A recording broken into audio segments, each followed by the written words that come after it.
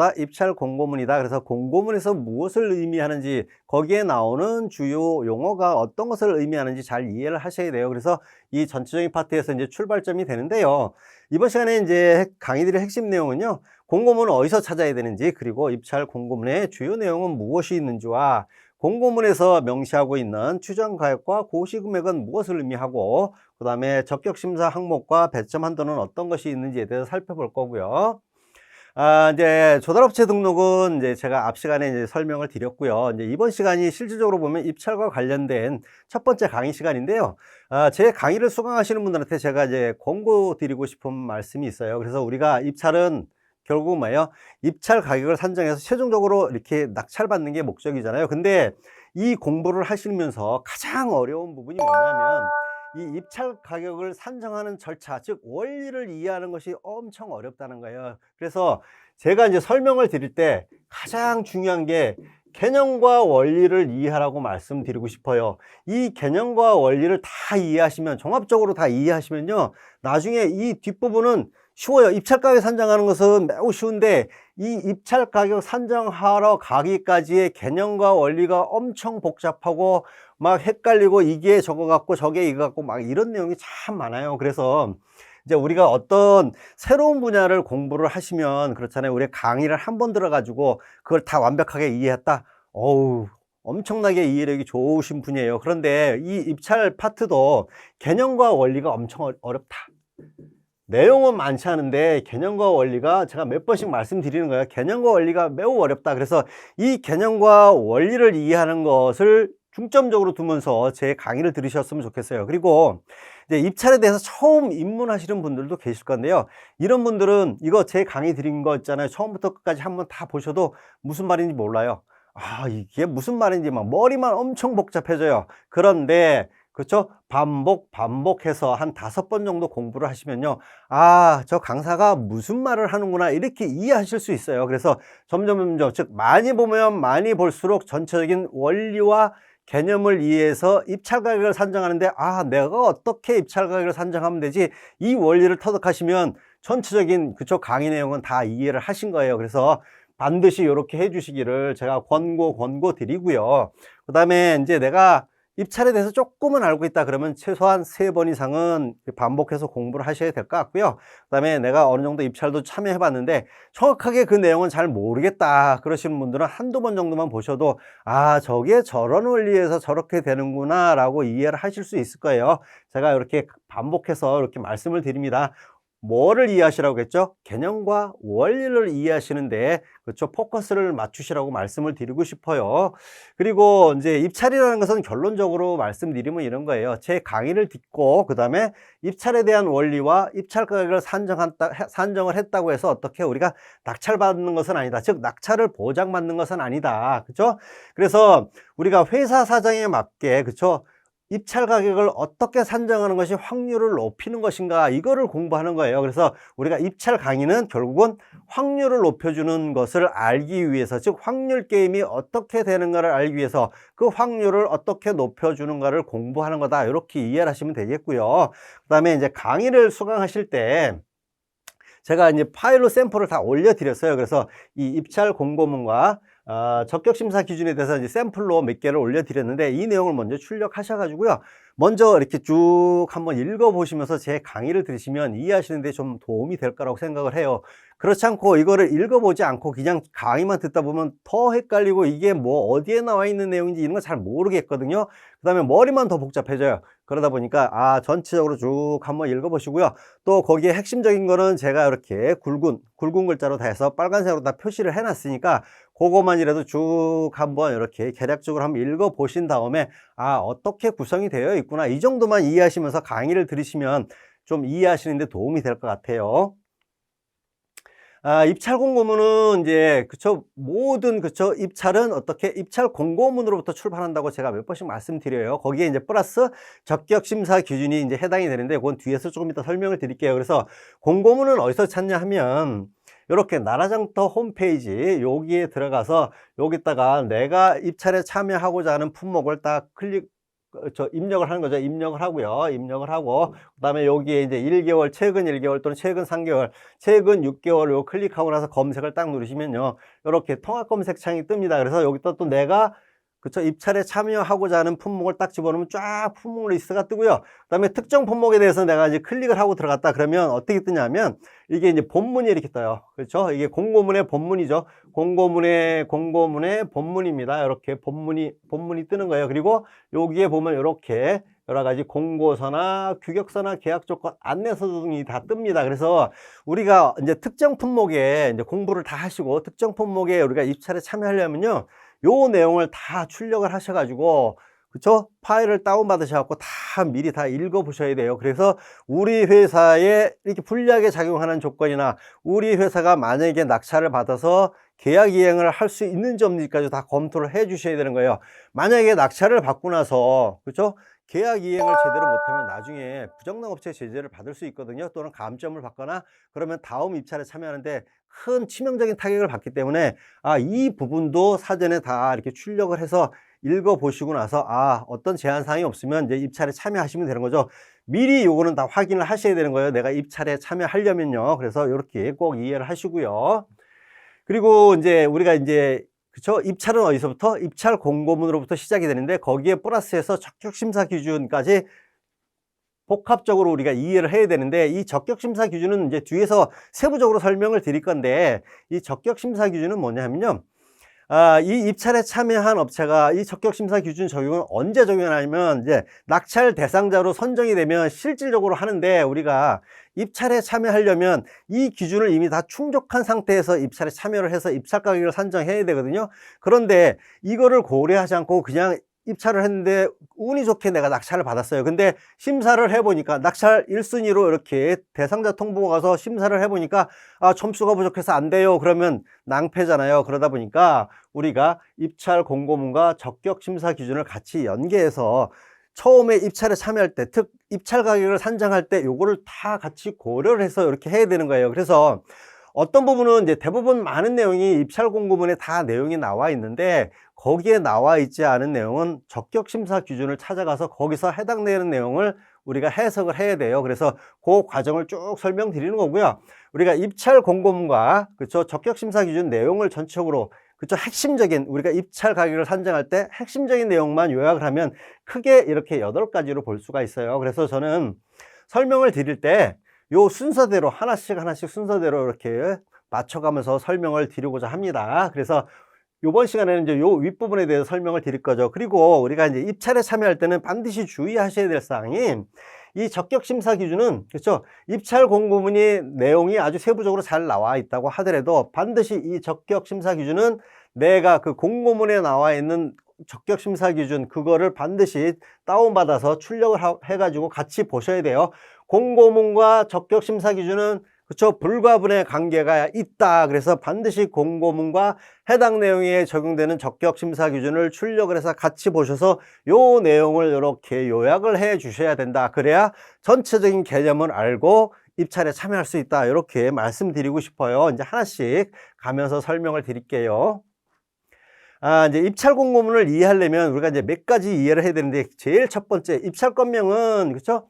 내가 입찰하고자 하는 품목에 대해서 이렇게 말을 하는 거잖아요. 그래서 요거는 뭐 당연히 해당이 될 거고요. 그 다음에 우리가 이제 공고문을 보면서 제조납품인지 구매납품인지 여부를 확인할 수 있어야 돼요. 이제 처음에 입찰에 이렇게 참여하시는 분들은 이 자체가 무엇을 의미하는지도 잘 모를 수 있는데 우리가 공고문 내용을 자세하게 보면 이런 게 언급이 안 돼 있는 경우도 있고요. 어떤 거는 중소기업자 간, 그러니까 중소기업자 간이라는 건 제한 경쟁이라는 거죠. 중소기업만 참여하세요. 이렇게 제한 경쟁이라는 거예요. 그래서 제조납품은 제조하는 업체만 참여하세요. 이런 의미를 두고 있는 거예요. 구매납품은 제조업체도 그쵸? 제조업체도 참여할 수 있고 그다음에 유통업체도 참여할 수 있습니다. 이거를 의미하는 거예요. 근데 공고문을 자세히 읽어보면 요거를 알 수 있어요. 그래서 요걸 조금 더 보강해서 설명드리면 제조납품이라는 것은 제조업체만 입찰에 참여 가능하다. 그래서 여기 공고문의 조건에 이렇게 달려 있어요. 그렇죠? 요거 충족 조건을 이렇게 공고문에 명시를 하고 있는 거죠. 공장 등록증을 뭐 입찰 참여 전까지 등록하여야 한다. 뭐 이런 조건이 있는 거죠. 그 다음에 직접 생산 확인서를 이렇게 해야 된다. 그래서 우리가 이제 요거는 추가적으로 설명드릴게요. 공장 등록증은 우리가 일반 경쟁 품목에서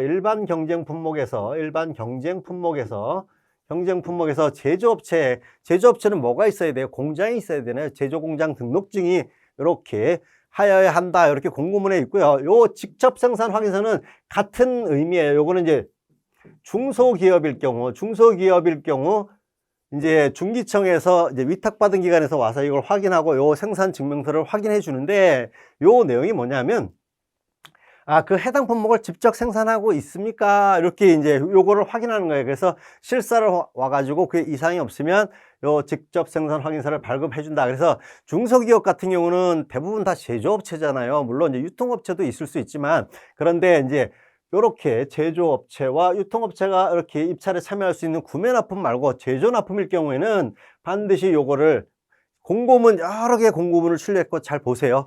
요런 조건이 반드시 있어요. 그래서 여기 이제 대기업도 참여하는데, 대기업도 참여하는 일반 경쟁 품목이면서 제조 납품만 입찰에 허용하는 거다. 그러면 어떻게? 공장 등록증을 등록하세요. 입찰 전까지. 요렇게 공고문에 나와 있다는 거예요. 요런 걸 구분하실 수 있어야 되는 거죠. 그리고 이제 구매 납품은 누구나 다 참여할 수 있다. 그렇게 이해를 하시면 되겠고요. 그다음에 앞에서 설명드렸죠. 일반 경쟁 품목과, 그렇죠?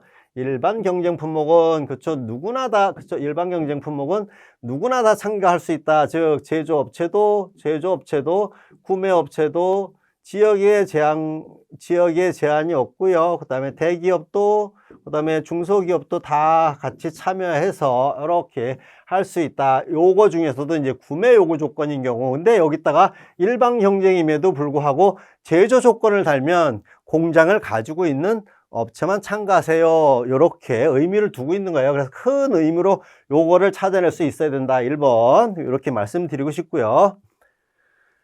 그 다음에 이제 입찰 참가 자격은 제가 앞에서 간단하게 설명을 드렸네요. 일반 경쟁 품목 같은 경우는 대기업, 중소기업 모두가 입찰에 참여할 수 있다. 그리고 통상적으로는 어떻게 지역 제한을 두지 않는다. 또 특정 품목 같은 경우는 예를 들어서 부산 지역에 있는 제조 공장인 업체인 경우에만 입찰에 참여하세요. 이렇게 또 조건을 두는 경우도 있어요. 이렇게 조건을 두는 걸 우리가 제한 경쟁이라고 하는 거죠. 그리고 이제 중소기업 제한 경쟁 품목은 중소기업만 입찰에 참여할 수 있는 거예요. 그래서 이 모든 품목을 임의대로 이렇게 공공기관이 띄울 수 있는 게 아니에요. 미리 다 정해져 있다, 이 품목은. 그래서 어디서 찾느냐? 그 품목이 정해진 것을 중소벤처기업부 고시 내용을 확인하면 우리가 알 수 있어요. 그래서 보면 고시 내용에 이렇게 들어가시면, 고시 내용은 2년 내지 3년 단위로 이렇게 계속 개정을 하는데, 이 고시 내용은 즉 이 의미는 뭐예요? 2년 내지 3년 단위로 계속 품목이 바뀔 수도 있다는 거예요.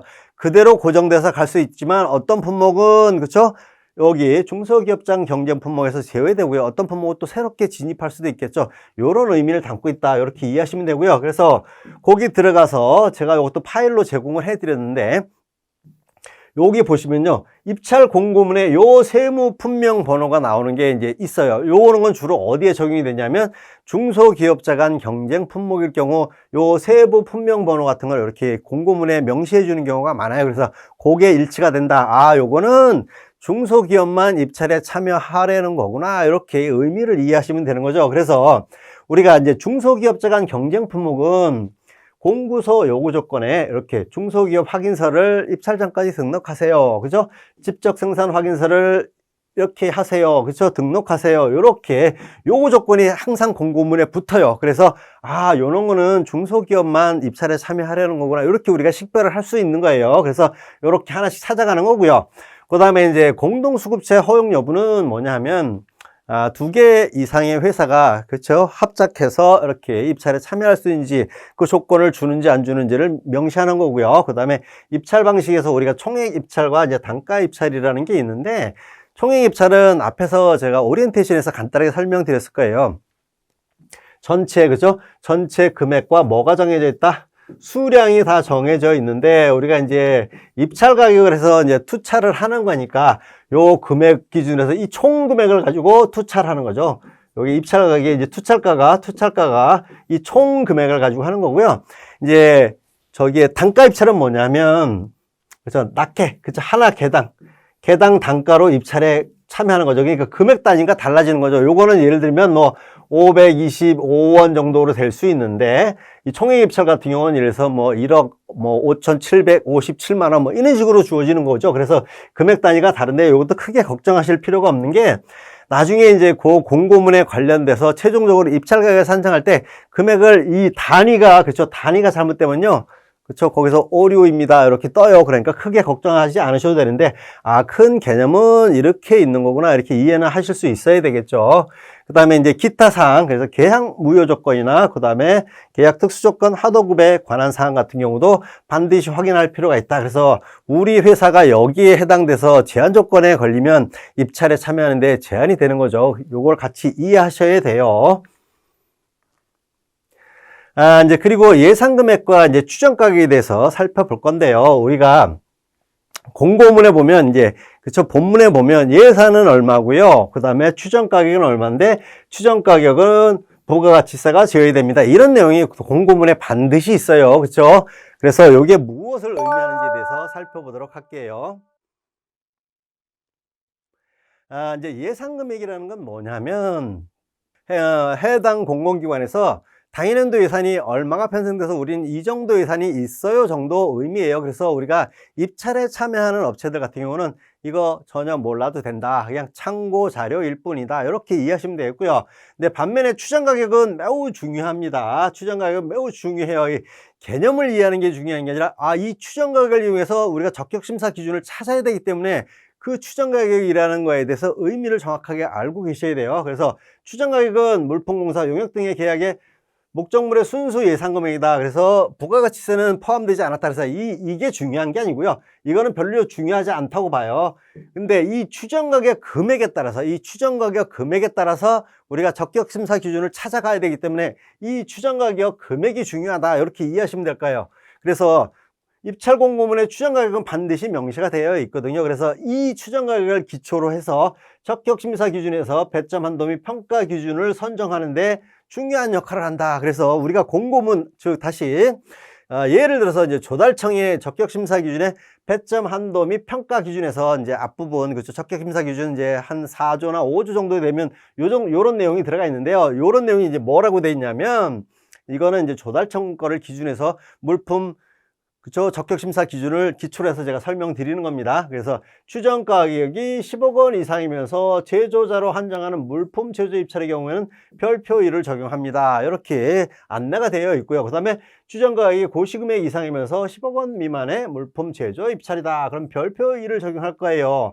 그 다음에 추정 가격이 고시금액 이상인 물품의 구매 입찰인 경우에는 별표 1을 적용합니다, 이렇게 이제 내용이 되어 있고요. 그 다음에 추정 가격이 고시금액 미만인 물품 제조 또는 구매 입찰인 경우에는 별표 3을 적용합니다, 이렇게 이제, 그쵸, 어디에 적격심사 기준에 이 내용이 있어요. 그러면 우리가 공고문에 별표 몇을 적용합니다까지 공고문에 명시해 주는 경우도 많지만 그렇지 않은 경우도 있다는 거예요. 그러면 어떻게 추정 가격을 통해서 적격심사 기준에서 내가 별표 몇을 적용할 건지를 찾아가야 되는 거예요. 그래서 추정 가격이 매우 중요하다, 이렇게 이해를 하시면 되겠고요. 그 다음에 이제 고시금액은 기재부에서 공정가격을 국민에게 고시한 가격이다. 이것도 2년 단위로 이렇게 이제 계속 금액이 바뀌는데 조금씩 올라가겠죠.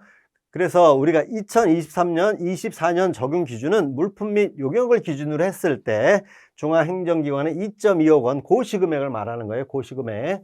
그 다음에 공공기관은 6.7억 원이다. 그래서 우리가 추정 가격이 고시금액 미만인 물품의 제조 또는 구매 입찰이잖아요. 그러면 추정 가격은 이렇게 내려왔잖아요. 그렇죠? 요걸 가지고 어떻게 적격심사 기준을 찾아가는데, 그게 금액이 고시금액 미만일 경우에는 요거를 적용합니다, 이런 의미를 담고 있는 거예요. 그래서 우리가 고시금액에 대해서 뭐 용어의 의미는 정확히 몰라도 되지만 금액은 알고 계셔야 되는 거죠. 마찬가지 추정가격 같은 경우는 당연히 공고문에 나와 있으니까 그걸 적용해서 적격심사 기준에서 내가 어떤 별표를 찾아가야 될 건가를 찾아내야 되는 거예요. 공고문에 명시가 안 돼 있으면 특히 요거 잘 유의하셔야 되고요. 정확히 잘 알고 계셔야 됩니다. 그리고 이제 적격심사 기준이라는 걸 제가 여러 번 말씀드렸는데, 적격심사 기준은 뭐냐면, 읽어보면서 설명을 드리면, 물품 제조, 구매, 입찰 참여자의 낙찰자 결정에 적용되는 심사 기준이래요. 심사 기준이랍니다. 그래서 입찰에서 낙찰받은 당사자가 자격 요건이 되는지를 서류 등을 통해서 검증하는 거예요. 즉 이제 내가 낙찰이 1순위로 됐어요. 1순위 예정 후보자로 딱 낙찰을 받았어요. 그러면 대상자 딱 통보가 오는데 거기 서류를 다 점수를 다 입력해 보니까 이제 이걸 해서 조달청으로 다시 보내야 되거든요. 그럼 조달청에서 심사를 하는데 점수가 부족합니다. 그렇죠? 입찰 가격 점수는 되는데 실제 나머지 점수가 부족하네요. 그래서 탈락입니다. 이렇게 통보가 올 수도 있어요. 그러니까 우리가 입찰에 참여하려면 그렇죠? 적격 심사 기준을 다 확인을 해서 그거에 맞게 내가 입찰 가격을 산정하고요. 그 가격을 가지고 투차를 해야 되는 거예요. 그렇죠? 그러다 보니까 공고문과 그렇죠? 적격 심사 기준은 뭐라고 제가 말씀드렸죠? 불가분의 관계이다. 이렇게 이해를 하시면 되는 거예요. 그리고 우리가 적격 심사 기준에는 그렇죠? 요러한 내용이 주로 들어가 있어요. 적격 심사 중에서 배점 및 평가 기준은 이렇게 나와 있고, 요거는 추정가에 따라서 별표 1, 2, 3. 이거는 어떻게 기관마다 그렇죠? 그 품목마다 또는 중소기업자 간 경쟁 품목이냐 아니냐에 따라서 다 달라질 수 있어요. 적격 심사 기준은 고정된 게 아니에요. 다 달라질 수 있어요. 그건 뒤에서 설명드릴 거고요. 그래서 우리가 요거를 찾아서 추정가격을 이용해서 이렇게 찾아 들어가면요, 별표에 심사 항목 및 배점 한도 이렇게 해서 박스가 딱 되어 있는 걸 보셨을 거예요. 그래서 여기에는 납품이행 능력이라는 용어도 나오고 입찰 가격 뭐 이라는 것도 나오고요. 그 다음에 신인도와 결격 사유 같은 게 이렇게 박스 안에 딱 들어가 있어요. 이제 요것도 뒤에서 설명을 드리겠죠. 그리고 우리가 이제 적격 심사 기준을 읽어보면 어느 적격 심사 기준이냐 다 마찬가지예요. 최저가 입찰자에 대해서 적격 심사 결과 종합평점이 85점 또는 뭐 88점 또는 95점 이상인 자를 낙찰자로 한다. 요런 내용이 있어요. 이제 요것도 뒤에서 설명드릴게요. 그래서 전체적으로 적격 심사 기준에 이런 내용이 들어가 있고요. 그다음에 공동 수급체에 대한 평가나 결격 사유나 재심사 내용이 들어가 있고, 그다음에 적격 심사 서류 제출은 요 적격 심사 서류 제출은 누구만 해야 돼요? 낙찰 대상자한테만 통보가 가능해요. 그 사람들만 입력할 수 있는데, 요게 보통 이렇게 통보되는 게, 통보되고 나서 5일에서 통보된 후에 5일에서 7일 정도 시간을 주거든요. 시간을 주는데 요 기간 내에 이 서류들을 다 입력을 해야 되니까 우리가 보통 이제 입찰에 참여할 때는 이게 사전에 다 등록되어 있으면 더 좋고요. 그 다음에 이제 사전에 다 등록할 수 없는 서류들 같은 경우는 내가 낙찰 대상자로 딱 이렇게 통보를 받으면 그때 준비를 미리 해놨다가 딱 이렇게 입력을 시키면 되겠죠. 그래서 이렇게 준비를 해 두시면 된다. 그래서 입찰 결과 내가 낙찰 대상, 1순위인지를 보고 내가 1순위다 그러면 빨리 서류를 준비해서 이렇게 적격 심사에 이렇게 서류 내용을 입력하고 통보를 해 줘야 되겠죠. 조달청으로. 이것도 뒷부분에서 설명을 드릴 거예요. 그리고 이제 추정가액과 고시 금액을 이용해서 우리가 무엇을 찾아간다? 적격 심사 기준 별표 몇을 찾아갈 거냐? 그러니까 어떤 내용이 내가 입찰에 참여하는 품목에 적용되는 그쵸? 그 가격 점수가 어떻고 평점 계산식은 어떻게 되는지를 찾아가는 거겠죠. 그래서 앞에서 이거는 다 설명을 드렸고요. 그 다음에 추가적으로 다시 한번 강조해서 설명을 드리면 이거는 그쵸? 우리가 적격 심사 기준은 그쵸? 그 다음에 추정가액과 고시 금액을 이용해서 이렇게 적격 심사 기준은요, 조달 기관별로 다 달라요. 그리고 물품과 또 사용품이냐, 군수품이냐, 중소기업자 간 경쟁 품목이냐, 영역계획이냐에 따라서 이 적격 심사 기준은 다 다르다. 그래서 공고문이 뜨면 그 공고문에 관련되는 내용을 내가 적격 심사 기준을 그쵸? 별도로 다운받아서 출력을 해서 그 내용을 다 요약을 해서 다 이해를 한 상태에서 입찰 가격을 산정하시고요. 그리고 투차를 해야 되겠죠. 이거 중요합니다. 그래서 앞에서 이건 설명드린 부분이고요. 예를 들어서 설명을 드려보면 이런 거죠. 추정가액이 15.5억 원인데 이제 제조 입찰인 경우 이렇게 공고가 떴다 그러면 뭐예요? 요거 제조업체만 참여할 수 있고 요거는 적용유형을 별표 1을 적용한다 이런 의미가 있고요. 이제 4번 같은 경우는 그렇죠? 추정가액이 고시 금액 미만인 물품 제조 구매 입찰이잖아요. 그런데 예를 들어서 공고문에 추정가액이 1.2억 원 정도 됐고요. 여기에 이제 구매로 이렇게 공고문이 떴다 그러면 입찰에 참여할 수 있는 업체는 제조업체, 유통업체 다 참여할 수 있고요. 요거에 대해서 가격 점수는 어떻게 별표 3을 적용한다. 이렇게 이해를 하시면 되는 거예요. 요걸 가지고 이해를 하셔야 되는 거죠. 같이 연계해서 추정가액과 연계해서 이 적격 심사 기준이 어디에 해당이 되는지 이걸 찾아가는 거예요. 지금 이제 찾아가는 과정이죠. 그래서 우리가 이제 추정가액은 그러면 어디서 확인할 수 있느냐?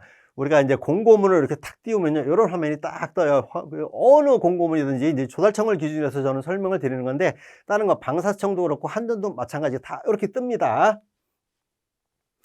그러면 이렇게 쭉 밑으로 내리면요. 공고문, 이 본문을 쭉 밑으로 내리면 여기에 이제 추정 가격해서 이렇게 나와 있어요. 요 공고문에는 1억 1,300만 원이 나왔네요. 그러면 적격심사 항목 및 배점 적용은 이거 조달청을 띄운 거니까, 그렇죠? 조달청을 띄운 거니까 별표 3을 적용하면 되는 겁니다. 이렇게 찾아가는 거예요. 그래서 우리가 이제 적격심사 항목 및 배점 한도를 보면 이제 조달청 같은 경우는 별표 1, 2, 3 세 가지가 있고, 이제 별표 4는 신인도에 대해서 아주 구체적으로 설명이 되어 있는데, 요건 이제 나중에 뒷부분에 설명드리고요. 그래서 별표 1에 대해서 이제 간단하게 이게 무엇을 의미하는지에 대해서 이렇게 설명을 드리면, 추정 가격이 10억 원 이상이면서 제조 입찰인 경우에는 요거를 적용하세요. 이렇게 적격심사 기준이 나와 있잖아요. 이 내용을 전체적으로 적용하라는 거예요. 그래서 납품 이행 능력 점수는 해당 물품에 대해서 납품 이행 능력 점수는 세 가지를 평가합니다. 납품 실적과 기술 능력과 경영 상태를 평가합니다. 그래서 요거에 각 배점 한도는 5점으로 하고요. 납품 실적은, 기술 능력은 10점, 경영 상태는 30점으로 평가해서 총 45점 만점으로 요 납품 이행 능력은 평가를 합니다. 이런 의미를 담고 있고요.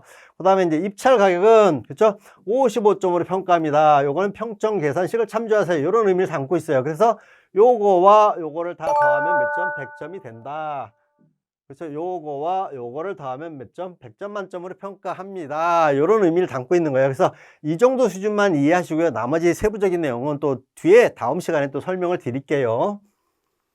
그 다음에 이제 우리가 별표 2를 가면 이제 조건이 이렇게 달아 있는 거죠. 추정 가격이 고시금액 이상이면서 10억 원 미만이고, 구매일 경우에는 고시금액 이상인 물품에 대해서는 별표 2를 적용합니다. 그런 거예요. 그래서 납품 이행능력 점수는 다른 거는 다 안 보고요.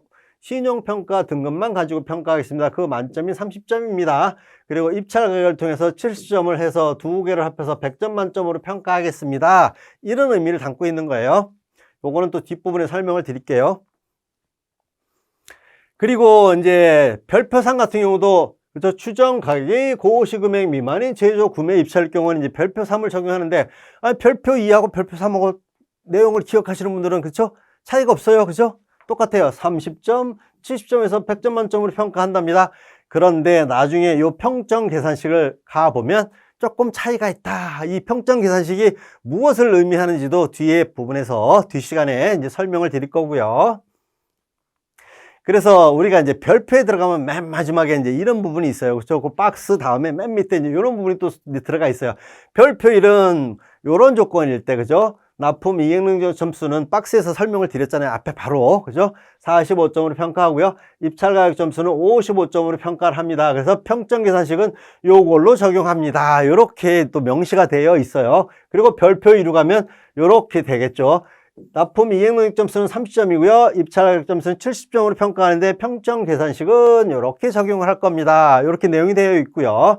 그 다음에 추정가의 고시금액 미만인 제조 구매 입찰 같은 경우는 요 평점 산술식을 계산하는데, 이렇게 납품 이행능력 점수는 30점이고요. 입찰 가격 점수는 70점입니다. 이렇게 하면서 입찰, 그쵸? 평점 가격 계산식은 요렇게 하겠습니다. 요게 좀 다르죠. 그쵸? 요게 좀 다르죠. 그래서 요렇게, 요런 내용은 무엇을 의미하는지는 이제 다음 시간에 설명드리도록 할게요. 이번 시간에는 여기서 마치도록 하겠습니다.